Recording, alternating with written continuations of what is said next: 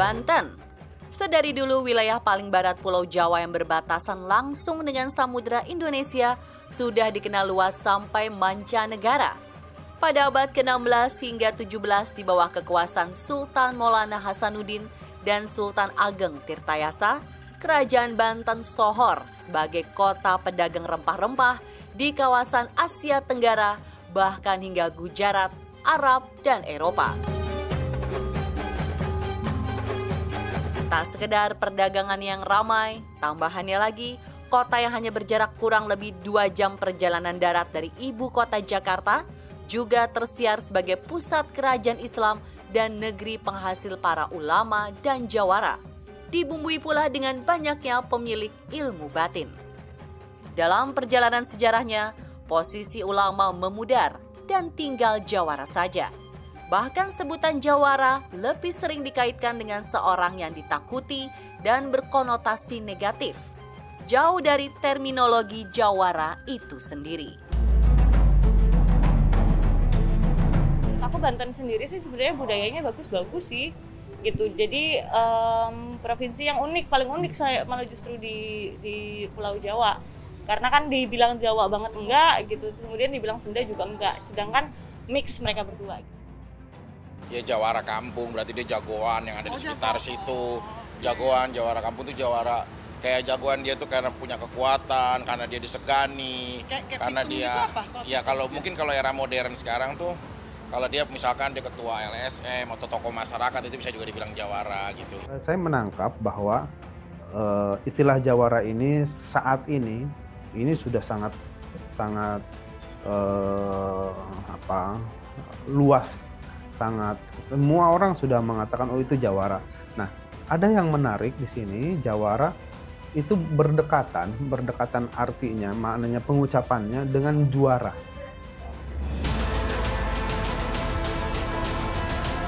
Pada pandangan orang lain, keberadaan ulama dan jawara seolah bertentangan. Posisi ulama jauh lebih terhormat. Padahal dalam risalah dan praktek di lapangan, para ulama dan jawara berjalan berdampingan dan mendapatkan porsi istimewa. Bagi masyarakat Banten, keberadaan keduanya dianggap sebagai dua sisi mata uang yang saling memengaruhi. Mereka bahkan percaya kalau jawara adalah kodamnya para ulama.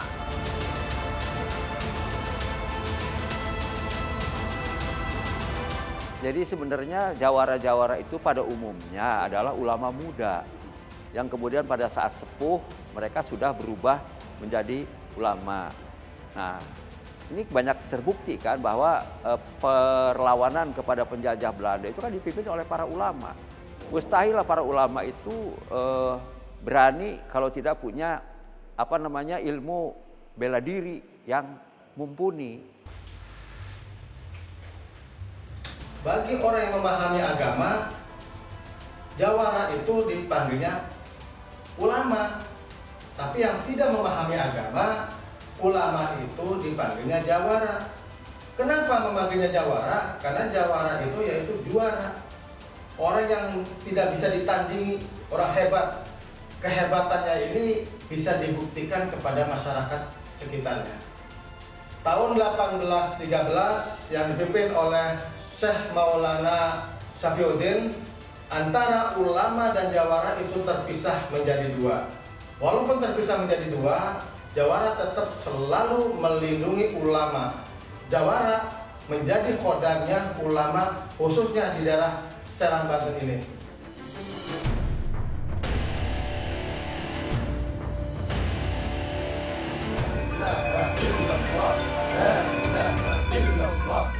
Namun sejarah juga yang mencatat kalau penyimpangan praktek jawara justru dimulai dari runtuhnya Kesultanan Banten tahun 1813. Kejatuhan Sultan Maulana Muhammad Saifuddin dibarengi dengan ambruknya sistem sosial kemasyarakatan. Salah satu berdampak kepada kumpulan jawara. Jika pada mulanya penyebutan dan anggota jawara lekat kepada para santri dan murid-murid ulama, bergeser kepada sekelompok orang yang hanya dibekali kemampuan fisik dan praktek ilmu hitam. Jawara mulai dikesankan seram dan menakutkan.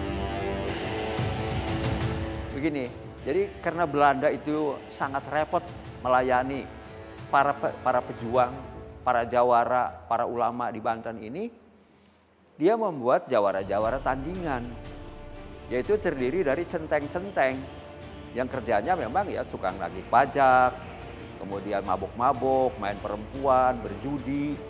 Nah, ini jumlah mereka lebih banyak ternyata kan, lebih apa namanya, karena di situ ada apa sih semacam mata pencaharian kan di situ. Nah, inilah yang kemudian image ini yang lebih ke depan dibandingkan dengan karena kalau jawara yang sebenarnya itu rata-rata kan rendah hati. Ya kan ada sebuah ungkapan itu ilmu padi. Makin ke sini, istilah jawara semakin menyempit, seolah terpusat saja kepada orang-orang yang ditakuti. Padahal di masa dulu, syarat untuk menjadi seorang jawara sangat ketat. Tidak cukup hanya menguasai ilmu bela diri, jawara juga haruslah taat kepada perintah agama serta berkepribadian baik. Tidaklah mengherankan kalau dari tanah Banten bermunculan perguruan silat yang menghasilkan pendekar-pendekar Nusantara dengan kemampuan berkelahi yang sangat tinggi.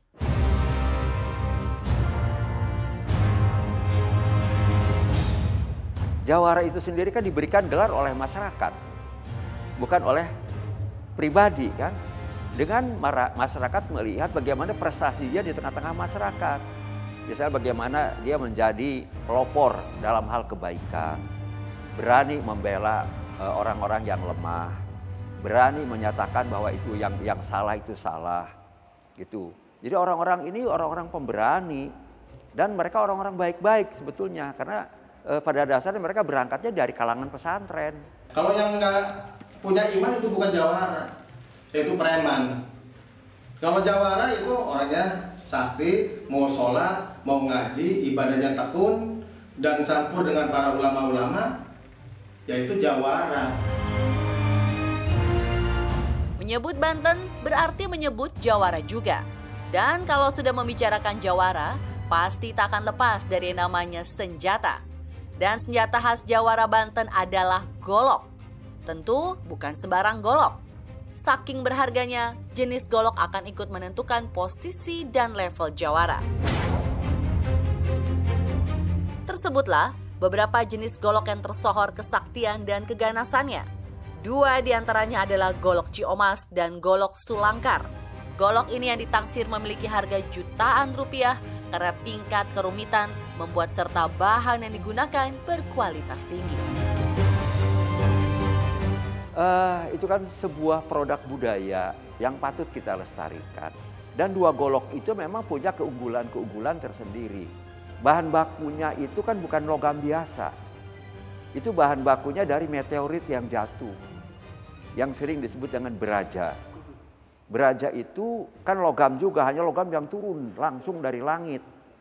Nah itulah yang dikumpulkan oleh para empu, ya, dibuat golok, dibuat keris. Makanya seringkali kan keris itu kalau pas saat bersamaan frekuensinya dengan meteor yang sedang bergerak di atas, itu dia bisa nyala. Bisa nyala. Makanya dari beberapa kisah yang saya dengar dari para kesepuhan, tidak ada orang yang kebal terhadap golok Ciomas dan golok Sulangkar. Golok hanyalah salah satu atribut yang menentukan tingkat kejawaraan seseorang. Yang juga ditakuti justru ilmu bela diri serta ilmu kebatinan atau kanuragan. Dari zaman penjajahan sampai kini, kesaktian jawara Banten memang sudah terbukti. Rata para jawara memiliki ilmu khusus seperti kebal bacok dan sebagainya. Ya, saya bilang tadi bahwa itu kan budaya ya. Di setiap wilayah Republik Indonesia ini pasti punya. Contoh misalnya di Bali ada leak, di Kalimantan ada ngayau. Dan di daerah-daerah lain juga sama kan, misalnya di Madura, di mana. Itu ada, itu kan produk dari budaya. Nah, saya kira dulu para orang tua kita ketika merebut kemerdekaan, mempertahankan kemerdekaan punya senjata apa kalau tanpa itu? Makanya kan misalnya dari sejarah yang beredar di Jakarta bagaimana hebatnya Bang Jampang, Bang Pitung misalnya gitu kan. Memang waktu itu kita nggak punya senjata apa-apa. Nah, senjatanya apa ya? Belajar kanuragan gitu. Alhamdulillah sekarang jawara-jawara yang ada di Serang Banten masih kompak, masih imannya kuat, dan kesaktiannya pun juga masih bisa dibuktikan. Meski zaman sudah maju dengan perkembangan yang semakin modern, nyatanya para jawara Banten masih tetap menjaga eksistensi. Perguruan pencaksilat dan padepokan masih terdapat di sejumlah tempat. Yang berubah, tentu saja tempat mereka memakai ilmu itu. Kalau dulu digunakan untuk bertarung melawan penjajah, kini lebih banyak untuk bela diri prestasi dengan mengikuti beberapa kompetisi bela diri tingkat nasional sampai internasional. Itu dalam rangka melestarikan budaya peninggalan ya para orang tua kita dulu. Kemudian juga itu kan juga ada bagian daripada seni misalnya. Lalu bagaimana ketika misalnya saya dengan tim dari Kabupaten Serang. Karena Kabupaten Serang itu identik dengan Debus. Kalau Lebak itu identik dengan Baduy. Kemudian Pandeglang identik dengan Rampak Bedug. Padahal di semua tempat ada. Memang secara geografis Banten ini kan sangat dekat dengan ibu kota begitu kan. Dan harapan saya sebagai masyarakat Banten, mewakili masyarakat Banten, ini Banten ini bisa memanfaatkan kedekatan dengan daerah ibu kota yang begitu pesat pertumbuhan ekonominya. Gitu. Support dari pemerintah itu kan di bawah ke dinas terkait ya, dinas pariwisata.